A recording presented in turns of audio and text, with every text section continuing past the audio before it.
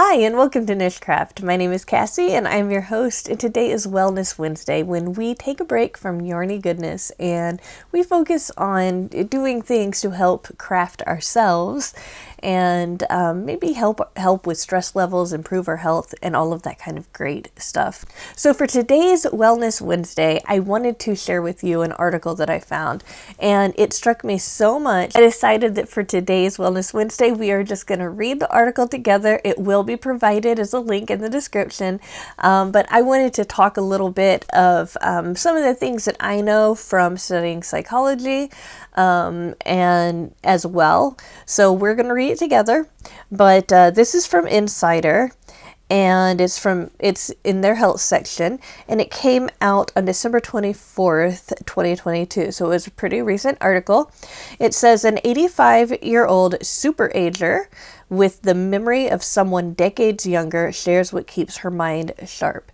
Now, some of these things are going to be things that are kind of obvious, right? But some of them, when I read them, it made sense, but I wouldn't have thought them. So I really wanted to share these tips with you guys, especially since they really do make sense, especially from a psychological, scientific perspective as well.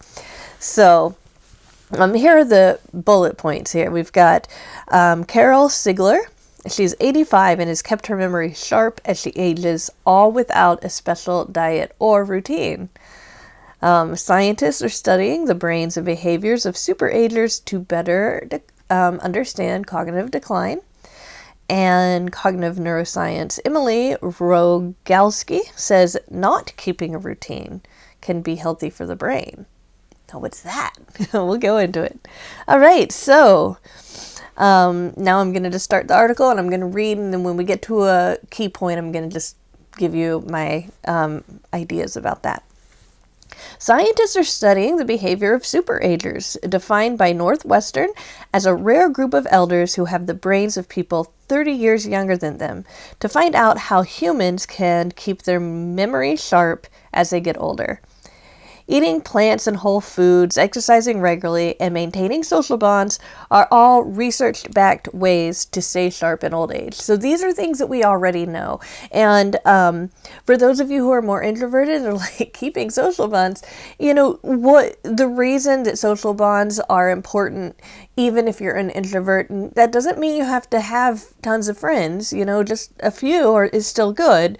And that just has to do with the fact that we are social creatures, and we do have a somewhat of a need for connection and that feedback loop and all of that kind of stuff that we just can't get from ourselves. So it's just about staying open-minded and continuing to learn in social situations, And believe me, I have autism. I understand that can be a huge challenge for some people. So anyway, so let's continue. But perhaps surprisingly, the lifestyles of superagers can vary wildly. Hopefully, if you didn't hear me, widely is what I meant, not wildly. Cognitive neuroscientist and superagers researcher Emily Rogalski told Insider, based on anecdotal data, Rogalski said some superagers are super excisers, but some became more active later in life. The same goes for diet. And some superagers are health nuts, while others admit to having eaten too many TV dinners growing up, right? And we are going to now look at Carl Sigler, a Chicago area-based superager who has applied to be on Jeopardy twice. Sigler, one of those rare exceptional agers, told Insider she doesn't really have a strict exercise routine or a superfood-only diet.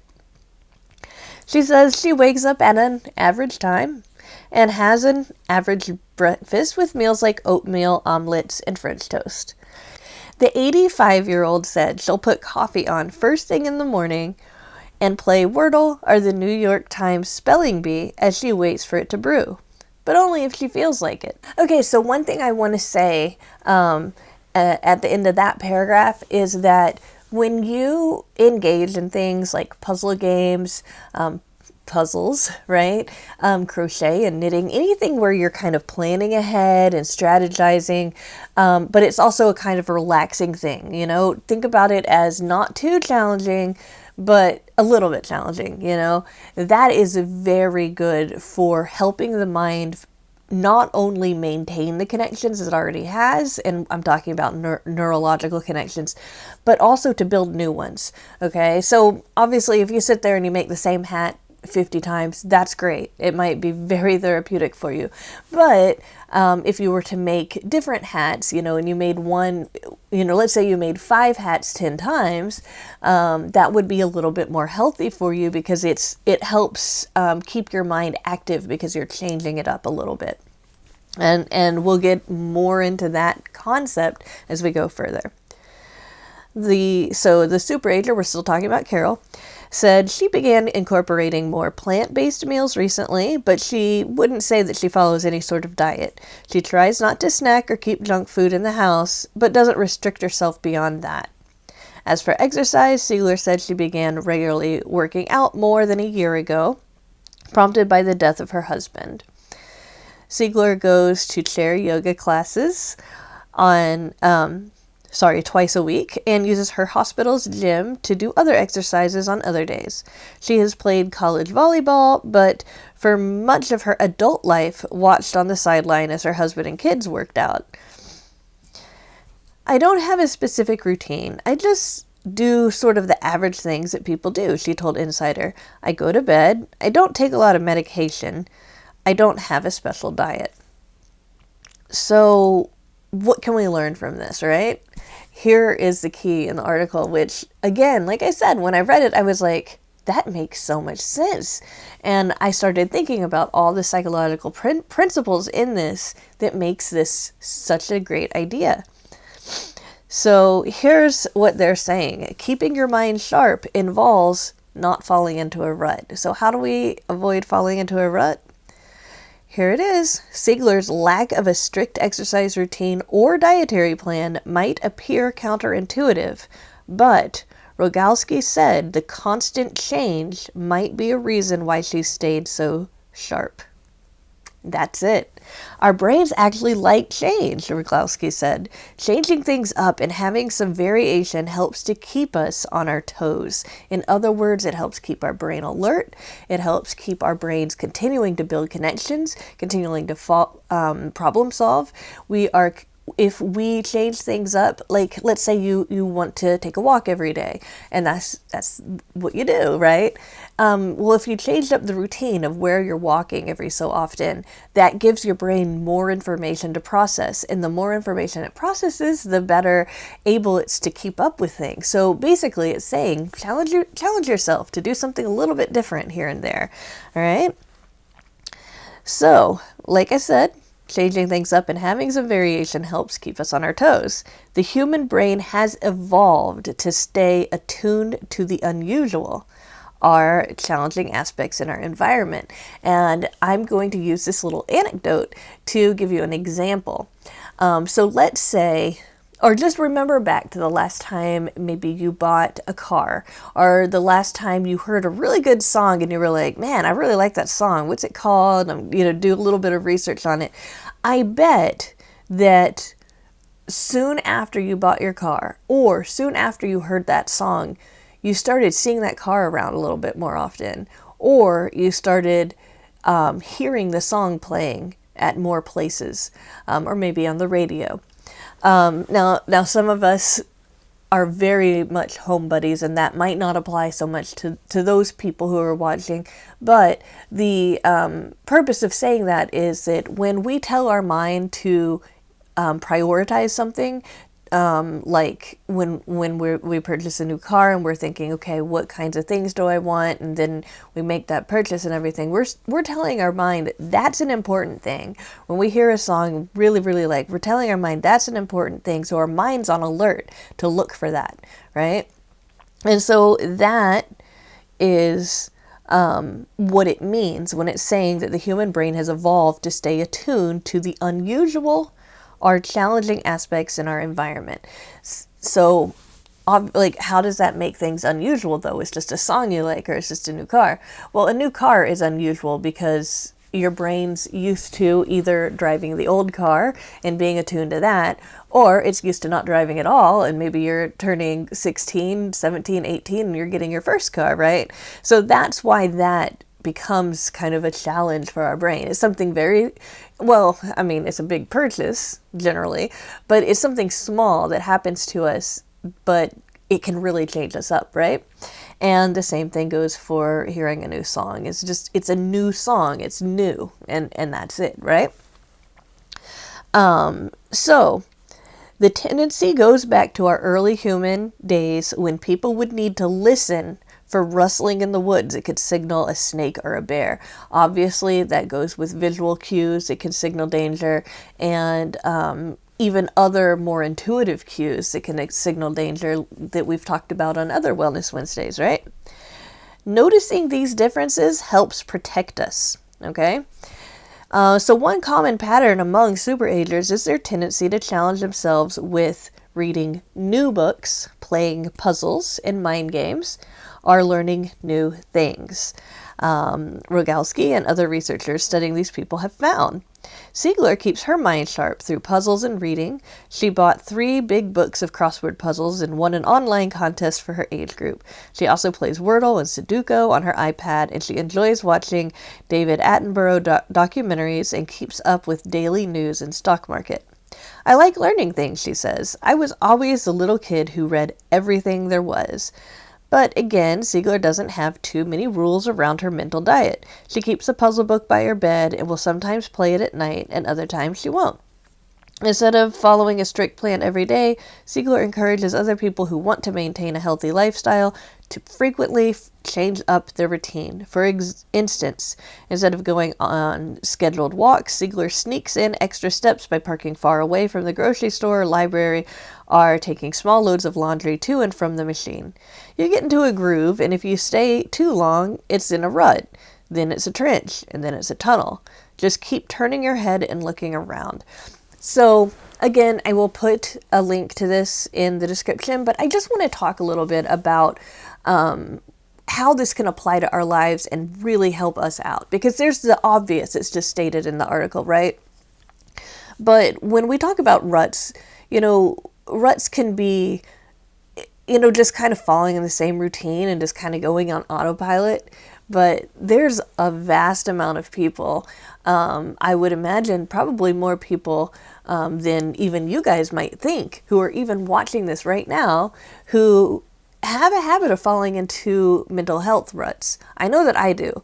When I am taking care of my mental health when it comes to my autistic sensory overload, sometimes I will just kind of isolate myself a little bit more than usual, and I will try to limit my sensory perception, stuff that's going on with my senses.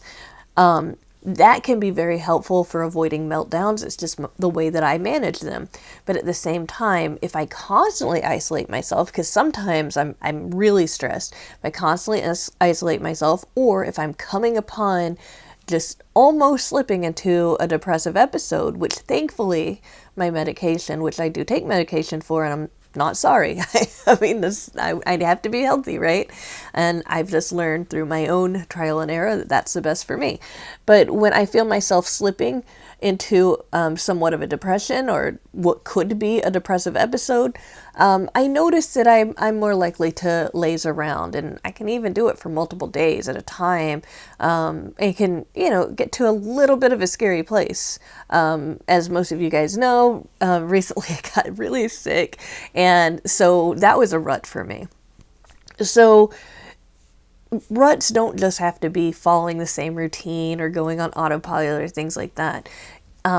Just know that if you come into a place where you're super stressed, or if you come into a place where you're feeling like, gosh, you got to take a break, and like these breaks are kind of getting longer and longer, and maybe you're overindulging in these kinds of breaks or escapism or, those kinds of things, all you have to do is change a few things in your environment. It doesn't even have to be that big. You can take, for example, a decoration out of one room and move it to another room, and that's just something that you can do to change things up. It doesn't have to be huge changes. Like I said, with everyday routines, you can find ways to switch it up and still accomplish what you do. I loved her idea about the laundry. But for those of us who, crochet and knit and maybe are more on the crafty side, you can change up colors, for example. You can, if you're an artist, you can start painting, drawing, sketching, different kinds of things, and new techniques that way. If you're a musician, of course, there's all sorts of stuff you can do with music. And so those are just some examples, in my life, for example, something I might do is I might dye certain colorways, and I might decide, you know what, I'm going to go a completely different route, and I'm going to mix some colors that I normally wouldn't mix and just see how it looks, that kind of thing. So basically what I'm saying is try to keep things fresh to prevent stagnation in your life. Try to find ways that you can change up your routine. And just as an experiment, I challenge you to change something today, something about your environment. And for me, I've taken my little sheep here. I got this from one of my good friends for my birthday. I told him I wanted a woolly sheep, and so he got this for me. And I put this up on my chair. Now you can probably see that I also put some alpacas here too, but basically I redecorated my chair here so that I could have a different kind of backdrop when I'm also wearing a weird shirt that I found in my closet, and I was like, ooh, I like that. It has big bell sleeves. Look at this. Who needs sleeves that are this big, right? Except a fairy, right? I thought, ooh, I'll wear a fairy fairy shirt, and it's like a little bit too big for me and everything, but whatever, it's something new, right? So that's the kind of things that I'm talking about.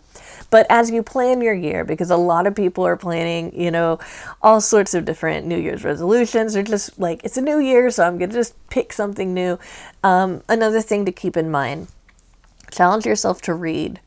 Definitely. I understand some people aren't book people, and that's fine, but challenge yourself to read. You might want to get an account on Goodreads and do the Goodreads challenge of challenging yourself to read 12 books a year, for example, or less or more, whatever you think you can accomplish, and start a reading journey there.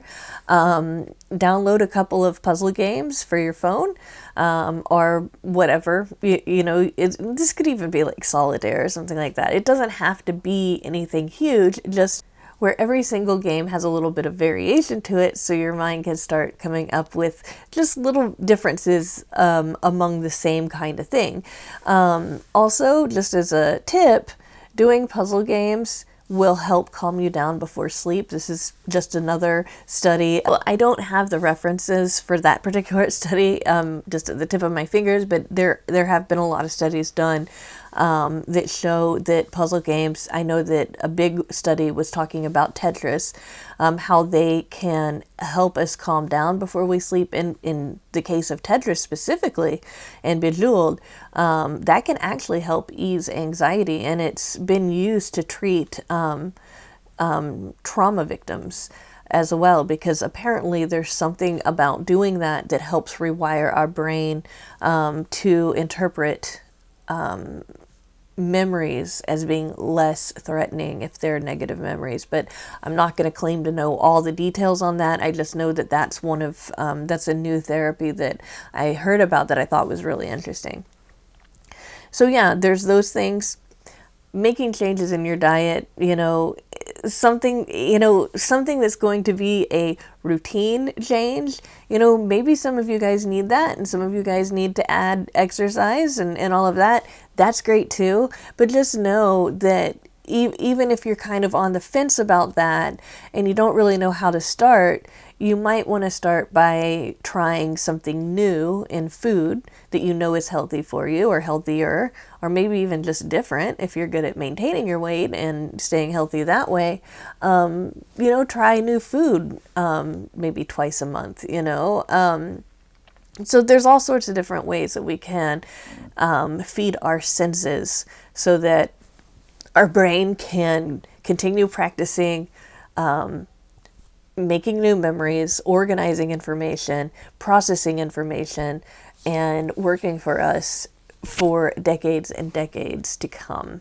All right, guys, I hope you have enjoyed this Wellness Wednesday. I know it's a little bit different than usual, but I just thought that that article was so cool when I read it, and I wanted to share it with you guys, and hopefully you got something out of it. Again, if you want to read it yourself, it's going to be in that description. Just wanted to thank you for watching this video all the way to the end. If you are new, why not subscribe? That would be really great. I usually do a lot of yarny content, but every Wednesday I do Wellness Wednesdays where I share tips and tricks to help keep yourself healthy and help manage stress and other issues like that.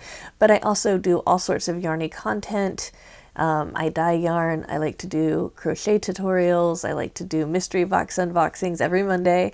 And I love sharing everything crafty with you guys on this channel. So if that sounds interesting, go ahead and subscribe. I also have giveaways, and I'm about to post another one really soon. It's gonna go up this week, definitely.